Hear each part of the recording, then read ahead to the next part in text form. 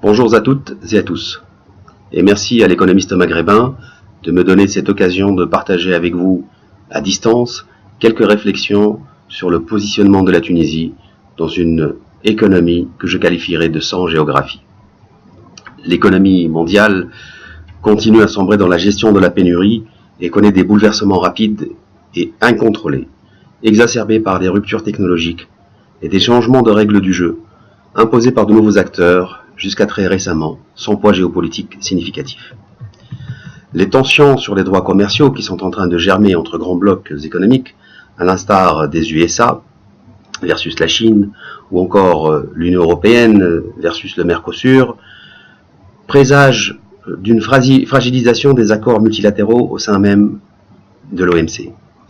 Ce qui est en cause trouve ses racines dans principalement trois paradoxes du libre-échange. Le premier paradoxe concerne l'asymétrie des intérêts des pays. Il est évident qu'il n'y a jamais une équité absolue dans les accords commerciaux. Le deuxième paradoxe concernerait la prévalence théorique du droit international sur le droit local, ce qui revient un petit peu à dire que l'État qui signe des accords internationaux est moins souverain sur son propre territoire. Et enfin, les investissements lourds et faiblement rentables nécessaires à la modernisation des infrastructures pour accompagner les augmentations supposées et attendues des échanges commerciaux qui proviendraient donc de ces traités de libre-échange, par exemple, profitent plus à ceux qui prennent le moins de risques. Tout cela affecte la solidité des accords dans le temps. Alors une intégration régionale, oui, mais à quel prix? La souveraineté n'est plus une question de géographie, mais plutôt de capacité technologique, de propriété intellectuelle et de contrôle sur les flux de données. Beaucoup d'accords régionaux se contentent malheureusement de fluidifier un tant soit peu les échanges transfrontaliers en rapprochant les protocoles de communication au niveau de data et en réduisant les obstacles réglementaires et douaniers à l'intérieur de leur marché.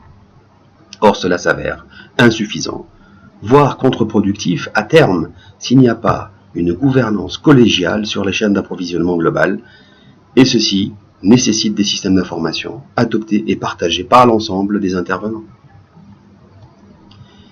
Le temps des grandes compagnies de commerce operculées à des places de marché, contrôlées par des États, est révolu. La croissance est devenue une affaire d'innovation portée par des startups capables de croître très rapidement et de façon extraterritoriale. Ce n'est pas par hasard que les Chinois ont adossé à leur politique d'expansion commerciale, connue sous le nom de BRI, Belt and Road Initiative, une stratégie e-Silk Road, donc une stratégie numérique. De toute évidence, pour la Tunisie, la stratégie défensive ne paye plus.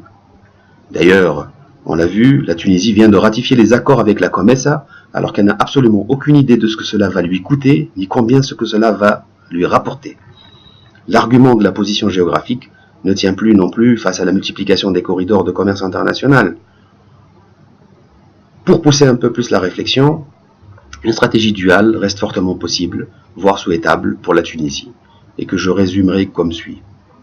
Asseoir d'une part un hub logistico-industriel connecté aux routes de commerce, aux routes du commerce mondial, une sorte de caravansérail pour les chaînes de valeur mondiales, pour capter le plus de flux possible, induits par les traités et par la croissance mondiale. Ceci exige d'avoir une infrastructure logistique et technologique de pointe, avec une forte connectivité et un alignement réglementaire et institutionnel avec les pratiques internationales, bien entendu. D'autre part, lancer le hub technologique régional connecté aux plateformes d'innovation internationales. Donc une forme d'incubateur pour les jeunes pousses du monde entier qui pourront développer leur modèle d'affaires à partir de la Tunisie et profiter d'un environnement favorable avec un accès facilité à la recherche et développement, à la technologie et à toutes les inventions scientifiques. La Tunisie peut se prévaloir d'une capacité justement dans ce domaine-là. Alors ce double positionnement devra être nécessairement convergent en ciblant des chaînes de valeur spécifiques, à même de focaliser l'effort d'investissement et valoriser la R&D locale pour porter une croissance durable basée sur des atouts intrinsèques. Pour ce faire, la Tunisie aura à mettre en œuvre des réformes qui consolideraient son attractivité et sa capacité à tirer profit des échanges commerciaux mondiaux. Ceci reposera de toute façon sur un travail de fond qui ne peut être achevé que par la mise en place d'une nouvelle génération d'institutions économiques plus inclusives, appuyées par un état de droit universel, connecté et étendu, affichant une réglementation claire et lisible pour tous, voire même dans toutes les langues, avec un système financier performant et ouvert à la crypto-économie, une fiscalité simple et un droit du travail adapté à l'économie du savoir.